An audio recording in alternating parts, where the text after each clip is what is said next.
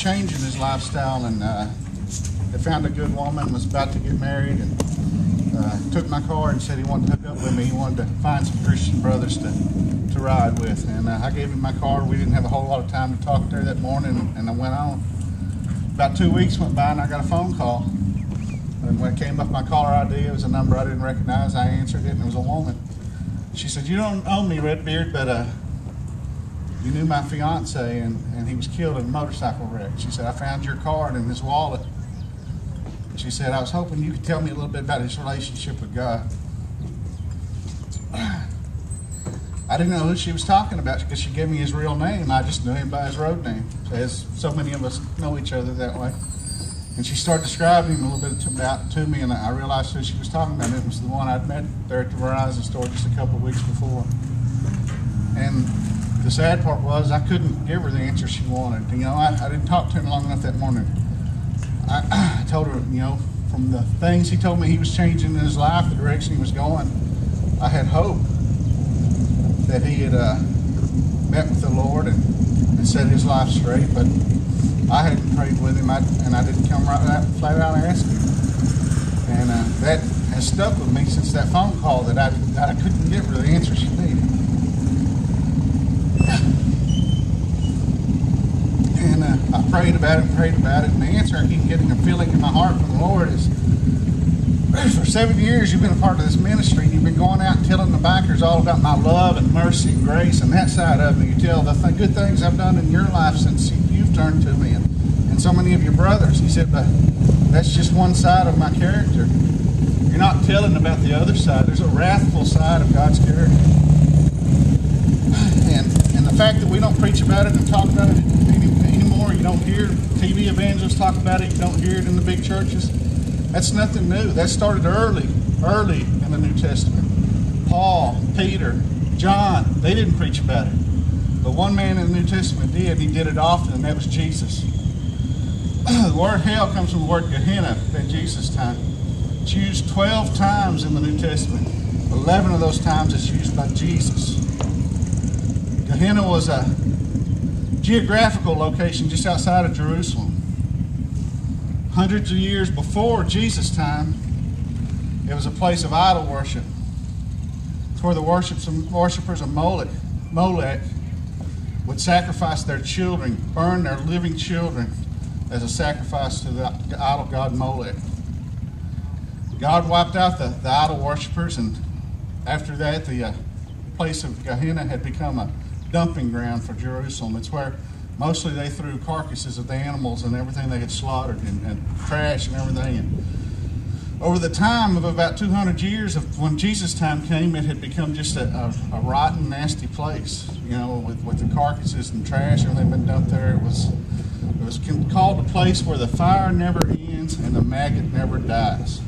And that's the word that Jesus used for hell, was Gehenna, and that's what it was. What it meant is a place where the fire never ends and the maggot never dies. Matthew 23:15, Jesus spoke about hell. He said, "Woe unto you, scribes and Pharisees, you hypocrites! You travel land and sea to make one proselyte, but when he is one, you make him twice as much a son of hell as yourselves." You think Jesus believed in hell? Verse 33 of that same chapter, he says, "You serpents, you brood of vipers, how can you escape the damnation of hell?" You think Jesus believed in hell? Luke chapter 12, verse 4, he says, "I say unto you, my friends, do not be afraid of those who kill the body, and after that have no more that they can do. But I'll show you whom you shall fear.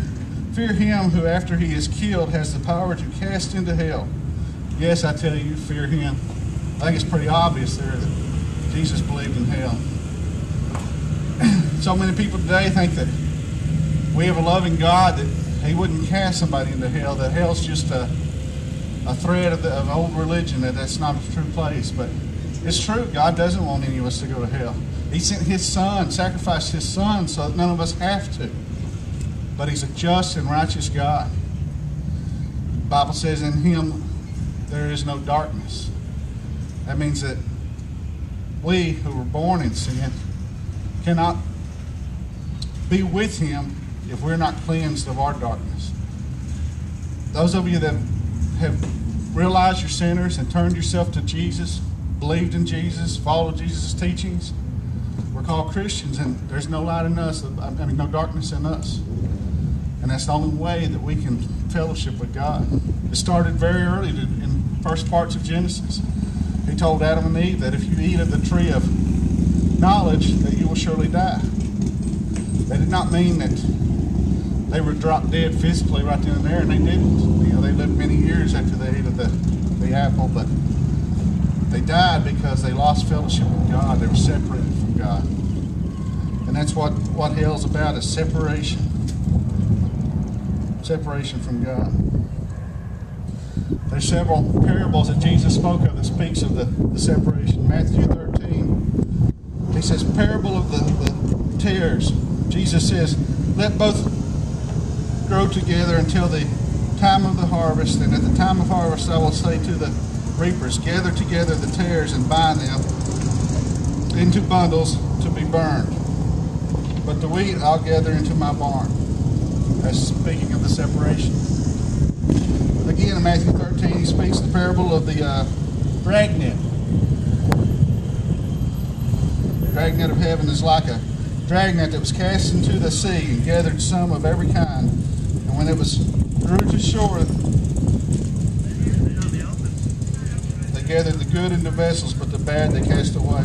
So it will be at the end of the age. The angels will come forth and separate the wicked from the just, and they shall cast them into the furnace of fire. And there shall be the wailing and gnashing of teeth.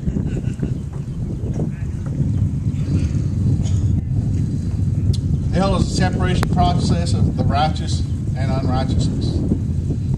None of us as men are righteous in our own right, but we have to accept the righteousness of Jesus and allow that righteousness into our lives to be able to fellowship with God and avoid the wrath that He's going to have on the unrighteous. It speaks again in Matthew 25 of the separation. He speaks of the sheep and the goats. Now, a lot of people, I've been in the biker lifestyle my whole life. My dad rode a motorcycle, my stepdad rode a motorcycle. It's just part of who I am. A lot of people like to joke about hell, especially in this lifestyle. They talk about, well, that's where all my friends are. That's where the party is going to be.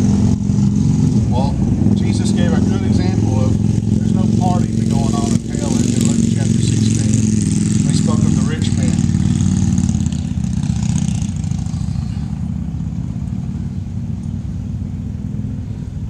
He said that the rich man cried out to Father Abraham, please send Lazarus so that he may dip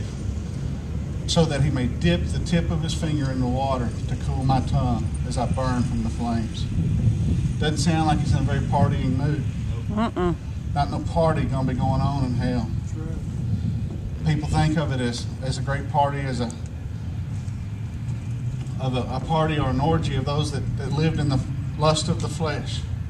That's not what it is. It's a place of torment, eternal torment. God doesn't want any of us to go there. It's a place that's been prepared for an unprepared person. I'll tell you this morning, you don't have to leave this rally unprepared. All these circuit riders here, Jamie and Wayne, would y'all come up here? And Lucy, Pops, Vicky, y'all come up here and stand in front of the bikes. If you're not prepared this morning, I ask you to come down here this morning. These men and women down here, if you're a woman and you don't want a man praying over you, that's fine. We got women that are qualified to pray over you. We wear an MM on our back. That's not just motorcycle ministry. It's motorcycle ministers. Everybody that we see in a circuit rider patch with the MM on, they're qualified to pray over you, to lead you to whatever lead you through the Bible, lead you down the road of salvation. And if you find a circuit rider that won't, I want to know about it. I'm Texas Vice President of Circuit Riders, and you won't see them wear the patch again after I hear about it. But these men and women are here this morning. All you got to do is come down and speak to them. They'll pray over you. They'll talk with you, counsel you, whatever it is that you may need this morning. Don't leave here unprepared, because hell is a real place, and it's not a party. And Jesus paid the price for us. It's like being in a courtroom and you're about to be sentenced for a crime that you committed, and Jesus stands up and says, "Sorry, Judge, I've already served that time. I've already paid that price." That's what he did for us, because all of us will face a judge, and that's what he's done for us. Is he's paid our price. He served our sentence, and all you have to do is accept his gift. So if you would, come and find one of these men or women and let them pray with you this morning. Mike and James will close us out with some more music, and afterwards we'll be available to do Bible lessons or whatever you need this morning. I thank you all for coming.